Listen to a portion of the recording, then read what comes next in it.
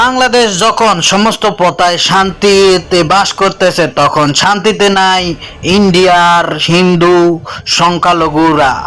তারা বাংলাদেশকে একটা বিভ্রান্তির মাধ্যমে রাখার জন্য আজ তারা উঠে পড়ে লেগেছে।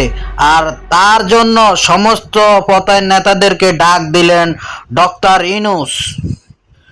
ডাক্তার ইউনূস বলেছেন, হিন্দু, বৌদ্ধ, খ্রিস্টান, মুসলিম সবারই এই দেশ বাংলাদেশ, সবাই মিলে গড়ে তুলবো। সমস্ত পতায়ের নেতাদের কাছ থেকে শুনবো, আসলে কি বাংলাদেশে সংখ্যালঘু হচ্ছে, নাকি ইন্ডিয়া বাংলাদেশকে একটা ষড়যন্ত্র চালের মাধ্যমে রাখার জন্য, বাংলাদেশে মুসলিম হিন্দু দাঙ্গা লাগানোর জন্য এই সৃষ্টি করতেছে।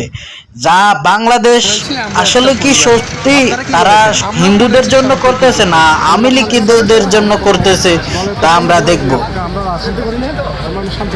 আমাদের মধ্যে ঢুকে একটা বিশৃঙ্খলা তৈরি করে তাদের স্বার্থ হাসিল করে, এটা আমরা চাই না। এটা হলো বাংলাদেশ।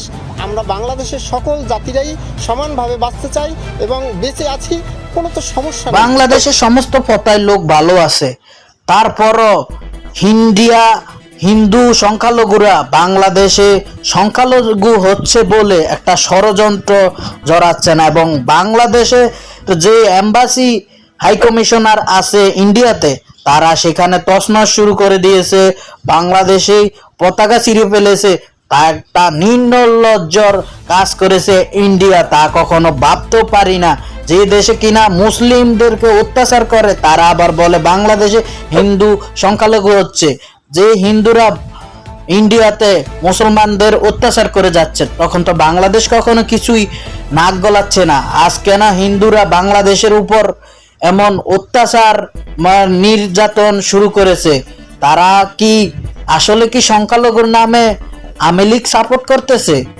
জবাব রইল জনগণের মাঝে আমার।